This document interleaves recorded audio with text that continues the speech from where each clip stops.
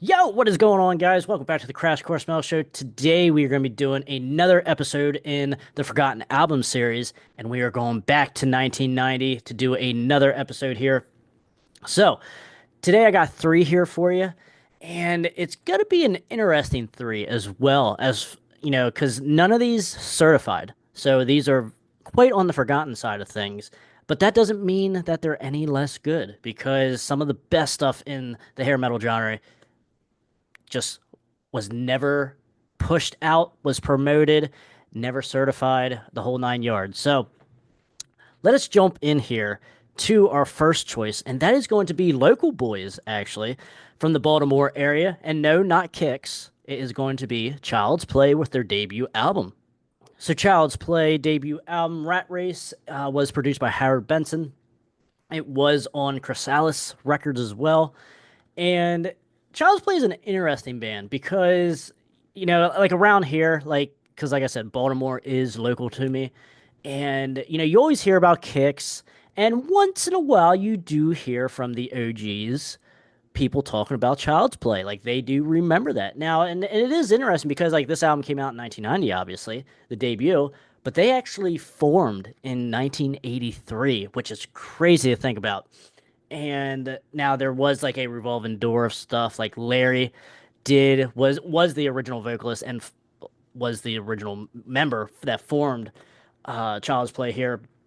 And then eventually you had Brian move from guitar duties to the lead vocalist once they got signed here, and Larry left the band. Or I don't know what the whole issue was with that, but I did get to meet Larry though a couple months ago at Tom's Music Trade, which is awesome. And shout out to Larry, cool guy. And but then you also have John Allen on drums here, and he ends up going to do Charm City Devils, if anyone's familiar with that, in like mid 2000s or so. And I actually have a couple of the albums over here, really good stuff there from that. And then he is doing now Stone Horses, I believe, which I do not own any of Stone Horses, sadly, yet. But as far as this album goes, this is good stuff. One of the singles on here was Rat Race. Good, because you get Brian doing vocals here. Brian has a decently distinct voice. Very good lead vocalist as well. But then you also have John Allen as well here doing a lot of backing vocals throughout the whole album. And certainly it's very noticeable on Rat Race. And it really brings a good dynamic between the two singers, between both vocals, coming in from the backing side and kind of like it's not repeating, like John isn't repeating what Brian says, but it's like answering them, but on the opposite side of things. It's kind of really cool. Not many songs that I can compare Rat Race to, and it's certainly unique in and of its own right. But you had 12 tracks on here, which, we always, I feel like I bring it up a lot on, especially this series, but certainly on the channel. Anytime you get it past 10 tracks, it is very tough to not have filler. But I think Child's Play did a decent job here with that. I would probably take one or two off here, but generally speaking, you have good old rock and roll leads off the album. Really good, high energy, upbeat. Day After Night is a really cool track with a decent groove. Now, I will say one of the first songs I ever heard when I was pretty like young, mid teenager, maybe not young teenager, but mid teenager. So I remember I was still in high school because I remember hearing My Bottle. I think that was the first song I ever heard of from Child's Play, just like randomly on YouTube, like when I was researching all this shit, and came across them. It was My Bottle, not Rat Race. So very, and I love My Bottle. I love the bluesiness to the beginning, and Brian's vocals really shine in that kind of atmosphere or setting of a song. But that kind of goes into track number 5, Wind. I really like this kind of like acoustic type stuff. You know, I just love Brian's vocals behind this song. Kind of emotion, if you will, to it. Evicted is kind of a cool song. It kind of makes me chuckle. Like people are stealing his shit. It has a mid-tempo groove to it as well. Like you're kind of plodding along, but it does feel like you get somewhere. It's not like where by the end of the song you're like, what the hell did I just listen to? Uh, no. Knock Me Out's fun. Girl Like You, I do actually really enjoy Girl Like You. Capricorn Bang Bang is just okay. That is like one of them that I do leave off. But I do like Capricorn because you have kind of like a drum intro to Bang Bang. So I don't like taking it off because of that, but as far as the song itself, it's just it's there. You know, Pay Your Dues is okay as well. But I do like Damned If I Do, and then When Hell Freezes Over is a really good final track to end off the album, which I end up replaying the album as well. It's a good way to just come back around to it, and then you start back up with the high energy from the beginning of the album. But yeah, it's just kind of if Kix is the Baltimore darlings, the kings of Baltimore as far as hair metal goes, if Child's Play would have had a little bit better either promotion or just had a couple more years to really get the second album out, which they do end up having a second album, which this is only the like an original copy here. So I don't have the second album, sadly. But if it came out if it would have came out, the second album would have came out before 1992 or 1993, would have had a better probably shot at it. But still, though, still Baltimore's one of Baltimore's darlings in my opinion. Child's Play is awesome. Can't talk good enough about this album. But as far as a couple tracks to check out, obviously Rat Race if you want a music video, but My Bottle, I love that song. And even like the slower stuff here. I don't know necessarily, now that I'm really thinking about it, there's not really a ballad either. Like your typical ballad. There is some slower stuff, but not necessarily ballady and sappy. But to my point here, the next two songs, Wind and let's go with Wind and Girl Like You or When Hell Freezes Over. There you go. There's four tracks. So check out those tracks, guys, and check out Child's Play. I don't think you'll be disappointed. And also check out John's solo stuff and other projects as well, because he ends up taking over vocal duties on these other bands as well, like his solo projects, and has a great voice. And if you guys see Child's Play live now, Larry has come back since Brian passed away 10 plus years now ago, and Larry is back doing vocals, and John Allen helps with the vocals as well, which is really, really cool to see. But yes, that is Child's Play with Rat Race. Just wanted to jump in here, guys. If you guys enjoy this content that we're doing here, please like the video, please share it, and then please subscribe. That helps the channel out so much, just helps everything that we're doing here. And also, leave me a comment as well. Always interested to see what you guys had to say. Now let's jump right back into this video. All right, so coming in here for our second pick, and that is going to be World War III with their self-titled debut album. Hell yes. Oh my goodness, what can I say about this album? I don't even, because like generally speaking, all these are labeled in the hair metal genre, and rightfully so. But this one here, I see different subgenres that people put these in. Generally speaking, I always see people put World War III in the hair metal section, but man, you could throw them in a traditional sense. Mandy Lyon, the vocalist, has a absolutely unique voice, but you could easily put him over top of any thrash material, and his vocals would fit right in there with that as well. So you do have Mandy Lyon on here, which he does do some more World War III stuff in the future after this album, and he also did. For people that aren't aware, he also did 2 tracks, I think, on George Lynch's Sacred Groove, like George Lynch's first solo album in '93, which the songs are fine. But, man, this, though, you also have Gus G, I believe, on guitars, and he ends up going to do Dio's Strange Highways as well. And I think another album after that from Dio, if I'm not mistaken. And he has a bunch of other projects that he works on as well. Very good guitarist, and you hear it on this album. This fucking album, man, like is awesome. I can listen to this album anytime, all the time, and you get so much kind of variety a little bit too. I don't even know where to honestly start with this. I can say so much. So Now I remember like on Sleaze Rocks, okay? If you guys have followed the channel, you guys know when I was a young teenager, when I was researching and like looking into this stuff, starting to call hair metal home. I remember seeing World War III on like a Sleaze Rocks band discography. Like I would just go on Sleaze Rocks after school or whatever, check out all the music videos that Sleaze Rocks posted or on YouTube or whatever. And they Sleaze Rocks would also have like a band uh list, like all hair metal bands or like just bands from the 80s and stuff like that. And World War III was one of them, obviously at the end with W's. So I was like, okay, I clicked on it and I saw this album cover and I'm like, this fucking album cover is so cool. Like it's like some mutant lion. It looks like he's in a cage, but it actually says like World War III here, which I never really took notice of until I had the physical copy in front of me. But it just looks badass. Like I don't know. And World War III, like, is this just like some kind of like Agent Orange shit going on here with or just like nuclear radiation deformities here with this damn lion? Like what's going on here?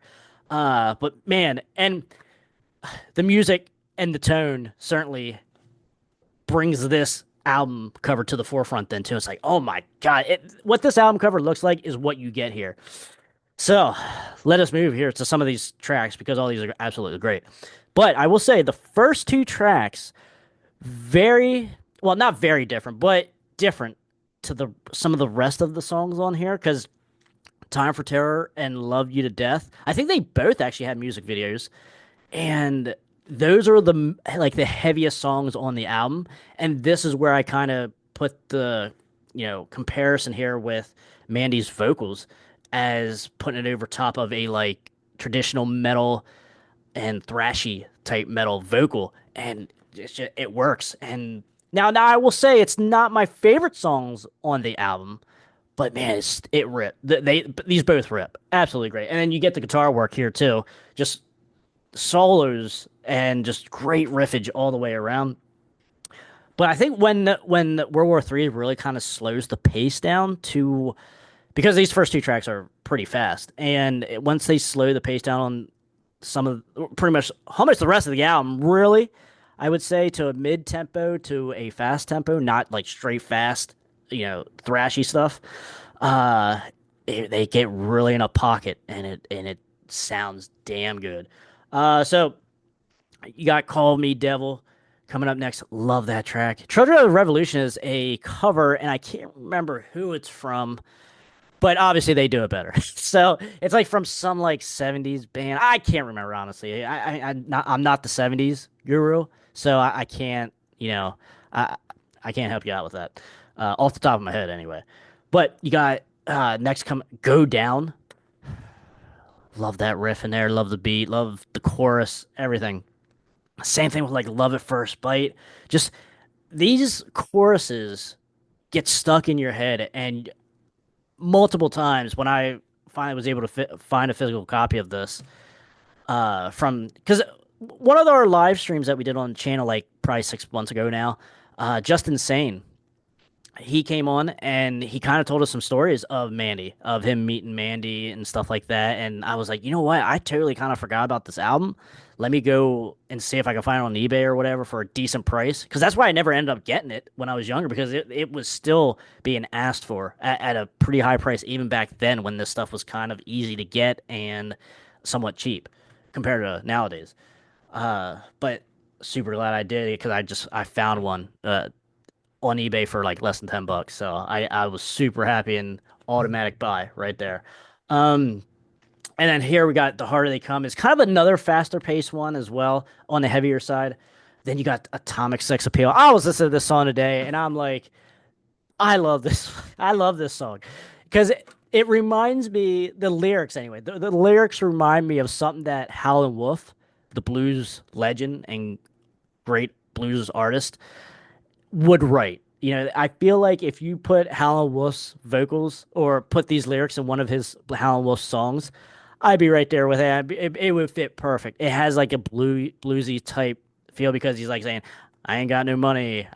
I ain't gonna pay your bills," like, but I got atomic sex appeal. It's just it's good shit, and just has that like blues attitude to it. So where it's like, yeah, I ain't got nothing. So don't ask me to pay your bills or like to his woman, like that kind of deal. Great stuff. That's the kind of shit we live for. But Drive You Crazy is awesome. And then you finish off with The Cage, which is a mid-tempo to slower pace song, but it's heavy though too. It's perfect. Well, a really good way. Maybe not perfect, but a really good way to finish off the album. And like it just kind of fades out then. And you're like, oh, what did I really just listen to? I gotta listen to this again. And that's kind of the thing. Like, it would have probably made my top 50 hair metal, but I just don't know where you really put them. I There's a lot of elements here that would fall into the category because they don't really look hair metal either. Like, they just look more like a traditional metal band. Or Mandy has a certain look about him too. So there's not really a hair metal aesthetic here. But there's, I guess, hair metal elements, but there's also very heavy traditional metal elements. And like I said, if you put Mandy's vocals over top of like thrash metal instrumentation, it it would fit right there. So I don't know. That's the only reason why I would really leave it off of the top 50 hair metal because it's not true hair metal. But like I said, people put it everywhere, and I just absolutely love this album. Great stuff. I can listen to it anytime, whenever any song comes on. Usually, it doesn't get skipped. I can listen to this anytime. Great, great, great stuff. 6 hours later. So coming in here, last but not least at all, it is going to be Every Mother's Nightmare's debut album from 1990. So the boys from Memphis, Tennessee, and you can certainly tell that they are from some kind of southern state, and that is obviously going to be Memphis, Tennessee. Okay, fellas, let's try one with that Memphis sound. Deep inside my heart, take one. And man, like I remember I bought this album probably like 10 years ago, maybe a little, or maybe I'll just say around 10 years ago, because I remember I played it a good amount while I was playing like Call of Duty Black Ops 2 Zombies, and like that was my shit for a little while. And man, like sometimes these zombie games would last for like hours on end because like the further you get in the game, the longer that game goes. And so if you get to like round 40, it would probably be about 2 or 3 hours for that single game. And that's usually how long I would last. So this album got played like 3 times in a row all the time during that like couple weeks span, and okay, so and I wouldn't be playing it all the time for 3 hours straight if it wasn't a damn good album. So certainly have some memories with this album, but you got songs here, Hard to Hold. You got Easy Come, Easy Go, Bad on Love. Now, a lot of stuff here, like, because I was reading some articles, like, from Rip Magazine and stuff like that, and there was a couple articles here on Easy O, on Every Mother's Nightmare, and they kind of had it rough. Like, now, every band has it rough pretty much at the beginning, going to bars and stuff like that, and getting well known. But I remember reading, like, they no one in Tennessee seemed like or like when they traveled out, no one really wanted them, and they couldn't really find where they fit in, I guess, as far as that goes, and people would throw shit on them on stage and stuff, and that just kind of blew my mind because like this shit is awesome with an attitude. Now, because and I wouldn't say it has a country feel to it. It certainly has a southern feel, but it's a sleazy southern feel because like when you compare it to like, because like I said, it's not a country hard rock because you would put a band like Dillinger in there instead. This has like some kind of like a early 80s or pre early 80s like Hank Williams Jr. country feel to it, and Dillinger would have like a mid to early 90s rock country feel to it. Comparison, I guess that's what I always kind of think of. And because you wouldn't, I don't know if you would necessarily say Every Mother's Nightmare is sleaze at the same time. I don't know. There's another one where it's like, where exactly do you put Every Mother's Nightmare?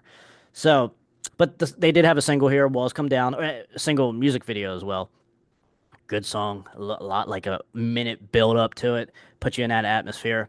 They did have a little bit of a hit with "Love Can Make You Blind" as well. Very good ballad. Very good ballad. Should be a little more well known, I would say. And that goes to the point that this album did only go in the top 50 in the top 200 Billboard charts when it came out. So it just squeezed into the top 50. So it didn't really have much play. Now, yes, that is awesome. It did get in the top 50. But I mean, I don't know how long it stayed there either. So it might have just been a blip on the radar and fell right back off. So, but you do have 10 tracks. So, but there are a couple weak spots here. But generally speaking, though, you have Long Hair Country Boy, which is a cover. And I think they did a damn good job at this cover. Made it their own, made it a lot more hard rock feel, obviously. Lord Willin', and then the final track, Nobody Knows. Perfect way to end off the album. Love it. It just you you kind of go up to this mid tempo, then you go up to a fast tempo here at the end, then it's kind of slows out again, and you get like Rick on vocals doing kind of like a solo vocal to put you out of the album. It's just really cool stuff. Very solid album. Now, if because eventually their second album comes out 3 years later, which I actually really dig, maybe even more than this. But we can talk about that in a future Forgotten Albums episode because that is certainly forgotten, even compared to this album. But nonetheless, not taking anything away from this album because this is a really, really good album as well, especially if you like that, just that southern attitude. Maybe that's a better word, southern attitude feel to your hair metal and your kind of sleaze metal too. Really good stuff though, man. All three albums, man. When I was listening to these, refreshing myself this week with all three of these albums, I was like, man, it's just, and as much as I talked up these albums, they still didn't make top 50 of my hair metal albums list. Now that might change over time, but there was so much strong shit just in the early 90s and just in the 80s and just in the genre, in the hair metal genre in general. Like it blows my mind every single time. And I've been into this shit for 25 plus years now. And it just blows my mind all the time. Like every day when I listen to whatever album, I'm like, it's so hard for a lot of these bands to get recognized and be big like a Motley Crue, Bon Jovi, or Def Leppard because there was so much greatness coming out of every label every month. I would be a broke motherfucker back in the day if I had to buy all these albums brand new. I wouldn't own jack shit except for albums. So there'd be nothing to my name except albums. And it's just crazy to think about when you think about it like that. And when I look back, I'm like, man, I would have been a goner. So, guys, let me know about these three albums. What do you think of these three? Are you familiar with the bands? Are you familiar with the albums? Let me know in the comments. Talk to me. So thank you so much, guys, for watching. Stay out of that collateral damage. And if you guys enjoyed this Forgotten Albums episode, check out the whole series right here.